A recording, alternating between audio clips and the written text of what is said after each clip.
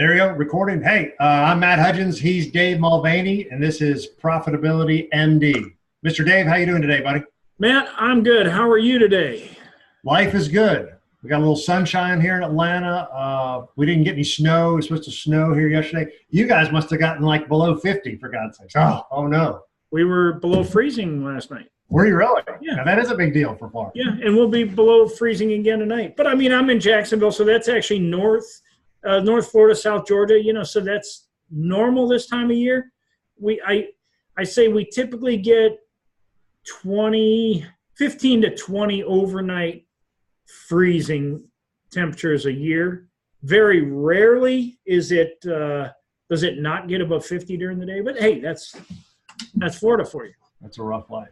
All right, what do we got today? What are we going to talk about? What you got? Not 60 below, like Chicago, Wisconsin. I have a lot of friends in Wisconsin. Well, that's right, Wisconsin. I saw Minnesota was like Minnesota. -20. I've got friends in Minneapolis area. One who is on Lake Minnetonka, and they lost power for 2 hours. And sure, you have gas heat, but if you have no fan to move that air around, it doesn't do you any good. So losing power is a big deal. So, but anyway. So Matt, one of the things that I think is a current event going on right now is, or technically not going on right now, but it just ended, was the government shutdown. Okay. And I really think it exposed, it exposed America. And I'm not talking about politics, because I don't care what side of the aisle you're on in this thing. There's 800,000 government employees that weren't getting paid. Right. The shutdown, I guess, was 35 days. And of those 800,000, sure, there's let's just call, most of those are very skilled college graduate workers. Most of them. Now, there's the TSA, which are the most most of them couldn't even get a job at McDonald's. Not that working at McDonald's is a bad thing, but the TSA, I think, is 5 rungs below that. But that's just my opinion. But the reality is the majority of these were skilled workers, and they were in big financial trouble because of a 35 days without pay. Right. And I think that's an indictment on our country, because if you can't go 35 days without pay, what do you do with all your money? I don't care if you make $50,000 a year combined, husband and wife. That's 2 people working for 25 grand a year. If you make that amount, you should be saving $5,000 a year at least. And if you're not, you're living outside of your means. Everybody's got a car payment. Everybody's got house payments. Everybody's got credit card payments. Well, that's their problem. They're buying things they can't afford and hoping for, some kind of windfall, when in reality that never happens. So that's kind of where I want to go today, is where are people spending all their money, Matt? You're a wealth advisor. And this is probably near and dear to your heart. So that would be, I think it's a good subject for us to talk about today. It's funny. I don't know where to begin on that. So the first thing I'd say is, you're exactly right. It's consumerism. We're here and we all spend too much, right? More than we make. I like your idea. We should all be saving 10%, 15%, 20%, hell, 25% of what you make. There's a funny take on that as well that talks about, there's one of the gurus that I follow, a guy named Ramit Sethi, and he started a financial blog on how to save money. And he wrote a book on how to save money. And what he found out was, nobody wants to save money, Dave. Nobody wants to save money. What they want to talk about is, how do I make more money? So he actually switched his whole messaging, would be how to make an extra $1,000 a month in a side gig. And then from there, he kind of upsells you into how do you start your own business? How do you make more money in your existing business? So it's just funny that you say that, where, yeah, we're all consumers. We all spend way too much money. There is a number, like you said, is it 10, is it 15, is it 20% that you should be saving a year, not spending, right? But then there's also things like what you and I talk about all the time here is, gosh, we need to figure out a way to make more money, right? And you could save that money, right? I've got husbands and wives, and the way they might do it would be, we'll live off of one of the spouse's income and save the other spouse, or live off of one income and then the other income is paying for college, paying for private school, or many different ways to do it. But what's important is that, and you took it a direction I'm glad you did, because in order to do that, you cannot possibly buy things that you do not need. That's right. And see, so needs versus wants is what I always say. Needs versus wants. In fact, if you read any of P.T. Barnum's work, I don't know if you have, but let me tell you, the guy was, okay, they just made the movie about him, and there were none of that. Well, not none of it. Some of it was not true at all about him. If you read, he was totally anti-drinking. He was a very conservative person, both in the way he spent money. But at the same time, he talked about how never borrowing money and for anything. Now, I don't necessarily agree with that thought process. I think for instance, if you make your living in a car, like you drive for Uber, that's how you make your living. Well, then, yeah, you can finance an automobile because it's how you make your living. But you don't need to drive an Audi either. You don't need a Mercedes, even the little mini one, to drive for Uber. You can purchase a quality used car that you can pay off in 2 years, perhaps less. Well, see, now that definition is what I call there's not no debt. There's good debt and bad debt. Yeah. So like you, I think that's what you're saying is there is being debt free is awesome and that's fantastic, but it is okay to have some good debt. It's preferable not to. Okay, good. So I would make a distinction between good debt. Good debt would be you own a piece of real estate that's a cash flowing piece of real estate. That's good debt because it's bringing in income, and as it brings in income, you're paying down the mortgage, which is creating equity, an equity position or a cash position that's like money in the bank. So that's good debt. The car driving for Uber is, we'll call it, I don't know what the word is, but I don't consider it good debt, but it's okay debt. It's not negative in a sense that it'll decrease your net worth, meaning it'll give you a negative net worth to be driving an asset that's going down in value. But at the same time, that value is providing you income, and therefore it becomes disposable, just like renting a place for your business. That's okay debt. It would be better to own, but at the same time, you're going to spend money to be somewhere. It'd be better to own, but if it's not possible, renting a place for your business is not bad because somebody else is responsible for the roof and the outside and all that. Especially to start out with, right? You don't want to go into debt to have a business. We want to get going. So those are okay expenses. You could even consider that car payment as an expense. Granted, your mileage deduction would be better. But it's the things that people do. They go to Target, on back to school, and they buy a bunch of supplies and they put it down on the Visa card with the intention of paying it off. But then the end of the month comes, and guess what they can't do? They can't pay it off. And so they accumulate these debts at high interest, and they never get out of that cycle. And that's the indictment of America, because what happened when they came back out of, it starts at the top. The government just announced, hey, we're going to just borrow, we're just going to print another $1 trillion. Right. Well, they're borrowing money that they don't have the ability to repay. And that's, it's like father, like son, right? That's what most Americans are doing is they're borrowing money that they're not sure they'll ever have the ability to repay. Right. Well, this is funny. So this actually leads right into a conversation I just hung up the phone with over here.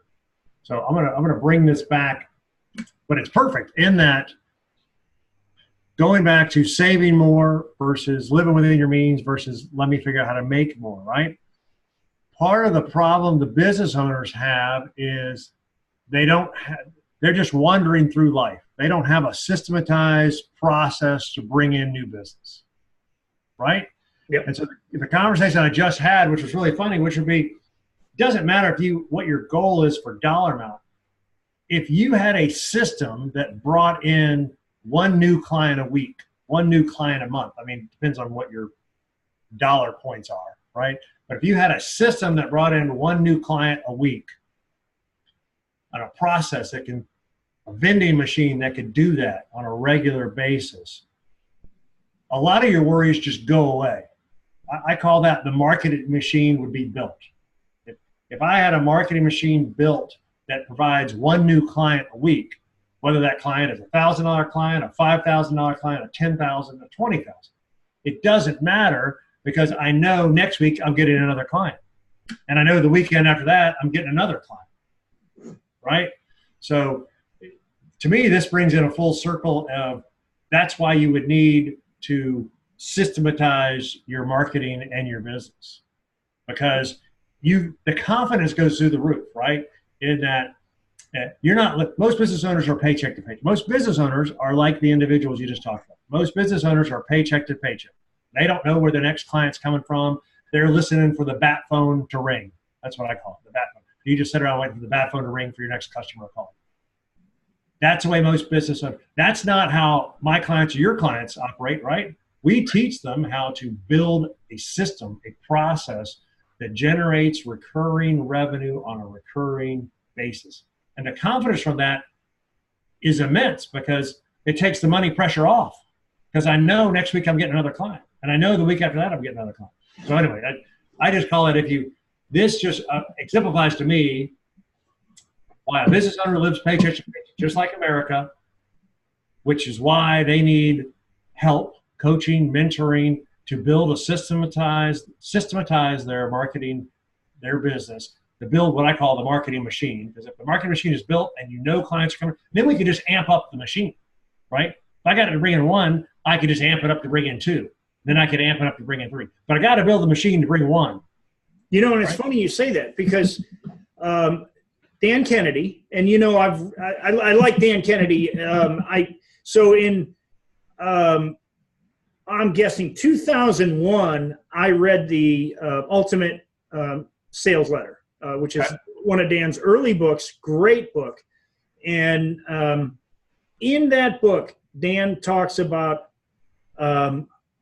how the number one focus for any business owner, and it's funny, you're talking about business owners, they do live paycheck to paycheck just like everyone else. And when you get them to refocus, look, you got to forget all that you do for a living and let's focus on one thing. And that one thing is this: we're going to focus on acquiring customers. And most importantly, we're going to focus on how you can make money when you acquire a customer so that you have zero cost per customer acquisition. When you can acquire the customer and it doesn't cost you anything. I didn't say you wouldn't spend any money. For every 1,000 you spend, you can bring back 10,000 or 8,000 or 7,000, whatever that number is. When you can do that, you have no competition. You don't have to work. You can grow as fast and as big as you want to grow. You have a scalable business, and now your focus changes. You're not worried about the day-to-day because now you have a way to bring income to make it rain, and you can say, I can hire people to take care of shipping product or doing installations or those type of things. We're going to focus on the cost per customer acquired. And that's what Dan talks about in that book. He says, he who spends the most to acquire the customer wins. Now, for the longest time, I thought that meant you have to spend a lot on advertising. No, what he was saying was when you can learn to make money, when you acquire the customer. And it didn't hit me, but in about 2004, I wrote an ebook called Energy Savings Without Getting Scammed for my electrical business. Okay. And that book over a 6-year period of time was downloaded over 30,000 times. It was written to target our ideal distributor. every time a distributor would sign up to sell our products, they would purchase anywhere from $250,000 to $4 million a year in product from us. So I was generating 400 targeted leads every month that were bringing in $250,000 to $4 million customers. So every time I acquired a customer, for every 1,000 I spent, we were bringing in about 50,000 in revenue. When you have a machine that does that, right, life becomes very different. And I think that's what I can tell you in all honesty, for years in my business, even after I had that, I forgot all the things that work because you get caught up in the minutia. Yeah, it works so well, I forgot to do it. You know, and that's the truth. And when you really get back down to it, the businesses that become the biggest, they focus on the cost to acquire the customer. They know that metric better than any other, and that is the only focus in the business. And if you can learn to do that where you have a net positive, I don't care if it's 10 cents. If it costs you $1 and you get back $1.10 when you acquire that customer, you can sell billions of cups of coffee. You can sell, I mean, it doesn't matter what it is you're selling. You're going to make money when you can acquire a customer at zero cost, or you're positive from day one when they sign on. And that's ultimately what you were saying. I mean, so it's funny that we end up in the same spot, which is if you don't have enough money, you got to make more. Okay, that's first. But you also got to stop the bleeding. In my opinion, right. You can't keep borrowing for crap that is not going to move you forward if you don't make more money. If you're going to borrow money, for God's sake, borrow money to learn something. I mean, I'd rather see you borrow money, to hire a coach for 15 grand than to borrow money to buy a boat for 15 grand. The coach is going to help you be able to pay cash for the boat. That's a tough sell, but I totally agree that so many people would buy that boat instead. Exactly. Exactly. So many people would buy that boat instead. Well, it's funny. I mean, because I just think the business owner is the consumer, and they live paycheck to paycheck. Because I look at my own situation, which would be, it's the confidence that it comes from having a marketing machine built, right? Because once you have that marketing machine built, I call it the algorithm built, and you talked about bringing in your electrical guys who are going to do, whatever, $250 to $4 million of business. But then once you're in there, then you can go back and, again, talk about what we do with our clients: upsell, cross-sell, downsell, right? Yeah. They're buying $50,000 of one product. Well, hell, now that you've got them in your distribution channel, you can sell another product to them. Upsell, cross-sell, downsell, which is what any business, a dentist could do the same thing. We got them in here, we're fixing their cavities. Why don't we do teeth whitening and braces or alignments, right? You're a veterinarian. Why don't we offer they do brushing teeth for dogs, by the way. Brush teeth for dogs, worm deworming and worm pills. I mean, upsell, cross-sell, downsell. Once we got the marketing machine built, we can make even more money by upselling, cross-selling, downselling. And it's important, I think, to when you get to that point. Dentist, doctor, you bring up veterinarian. I just had this conversation with our veterinarian, and he was looking for ways to create more income. He says, I can only work so many hours. I said, well, don't create ways that require more of your time. Create ways to make more money with your existing clients, exactly what you're talking about, yes. Cross-selling and upselling.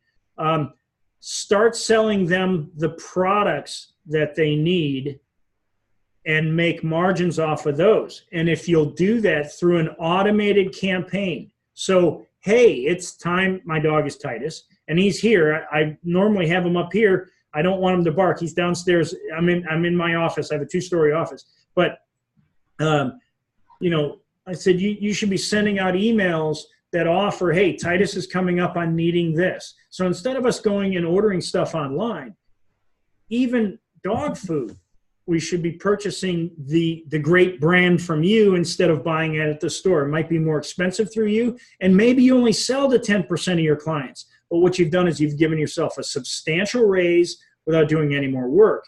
And if that's all automated through, I like email campaigns. It's the best way to talk to and to keep people permanent as clients, is you keep talking to them. And so those are ways, whether you're a doctor, attorneys, it's a little more challenging because it's tough for an attorney to sell you products because sometimes that could be considered a conflict of interest. So attorneys have to find different ways of doing things. But, doctors, how many doctors endorse products? It's even when you go into medicine, like the medicine, actually selling medicine, how much they get paid to write a prescription. They don't want to talk about it, but well, that's like, so one of my daughters had a knee injury, and the doctor, the orthopedic surgeon, should have been selling me the knee brace. Instead, I had to come home and go on eBay and buy it myself. Right? Exactly. He could have made something off of the transaction. I've got a chiropractor, and we got him to sell nutrition supplements. Right? What do people who go to chiropractors are healthy kind of people, individuals. Let's offer them healthcare products that they would probably go and buy at the healthcare store, whether it be vitamins or minerals or whatever, healthy bone structure, right? Actually, I got him to bring in, this is actually a good one, upsell, cross-sell. We brought in a massage therapist inside his office, the chiropractor's office. Perfect. People who go to chiropractors see massage more as a necessity, like a healthcare treatment, as opposed to a massage therapist at the spa, right? It's a lot easier I would think, to go to, I think that's the thing. There's a lot of really good, legit massage therapists. But if they're in the little strip mall in the bad area of town, it doesn't have the same credibility as in the local chiropractor's office. Oh, it was a win-win for both of them. You're exactly right, because the massage therapist comes in and gets a steady flow of clients that are from the chiropractor, right? As opposed to being at the spa, that are people who are trying to spoil themselves. These are people who, like me, have a back injury. I need a massage to help straighten me up. It's a necessity. It's not a spa-like thing. Yeah. So it receives steady content. And then they can still have, by the way we structured it was she works here 4 days a week, and then the rest of the time she could go have her own spa, mobile spa in her own house, or go wherever she wants and do the spa treatment, right? But these were the referral arrangements from the chiropractor patients. It's a win-win for everybody. He gets a little revenue because they might be going to massage somewhere else. Maybe they never thought about getting a massage. Maybe they will take a massage because it's so convenient, and because you recommend it, and because it's right here and it complements your chiropractor.